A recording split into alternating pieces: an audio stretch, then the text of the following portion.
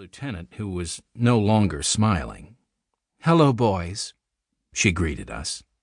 "I just transferred over a couple of months ago. We haven't crossed paths yet, but I've heard an awful lot about you." Joe grinned. "Our reputation precedes us, huh?" he asked. "Hey!" I had kicked my brother under the table.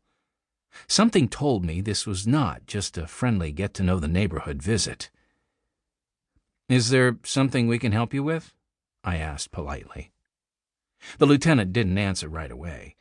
She just stared at me from across the table. I finally broke eye contact and glanced at Joe. He simply shrugged. "I picked up your newspaper outside," said the lieutenant. She pulled the paper out from under her arm and held it up for us to see. "That's our dad's," said Joe.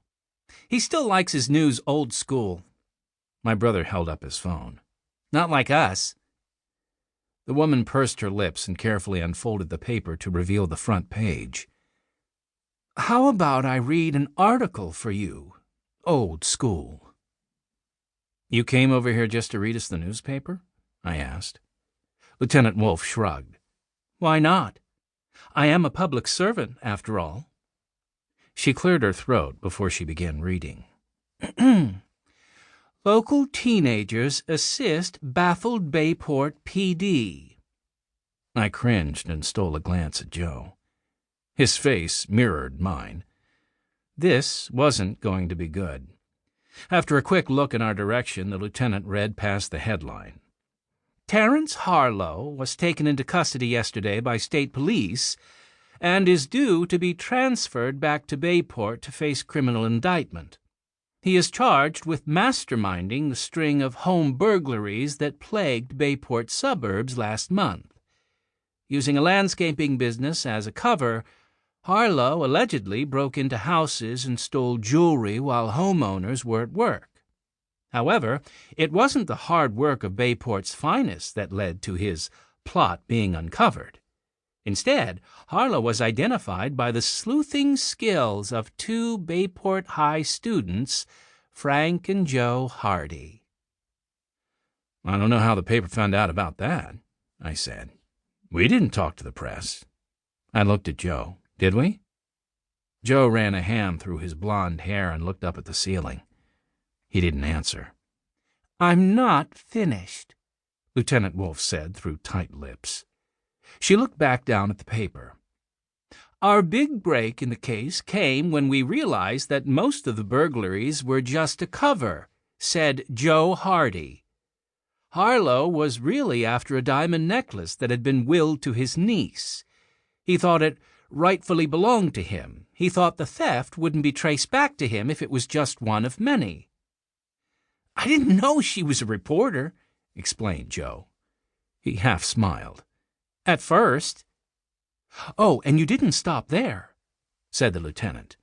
She read more.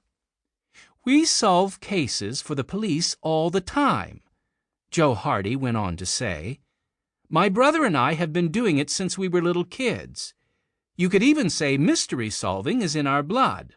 Our father, Fenton Hardy, is a renowned detective." "You were flirting," I accused my brother. "Flirting and bragging." Joe just shrugged. Lieutenant Wolfe cleared her throat and continued reading. "Police Chief Olaf is on extended leave and could not be reached for comment. However, Lieutenant Patricia Wolfe was brought in to lead the department in his absence. One concerned citizen who didn't wish to be named had this to say: 'I don't know who this Wolfe lady is, but I'm glad the Hardy boys are still around to pick up the slack while Olaf is gone.'" I cringed, and Joe sucked in a breath after hearing the last line. The lieutenant read on. "The Bayport Police Department did not comment directly, but Lieutenant Wolfe's office released the following statement.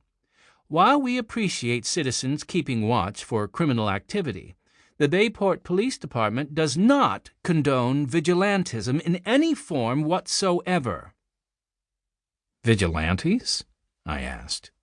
"It seems a little strong." Lieutenant Wolfe folded the paper. "Not in my book." She tossed the paper onto the table.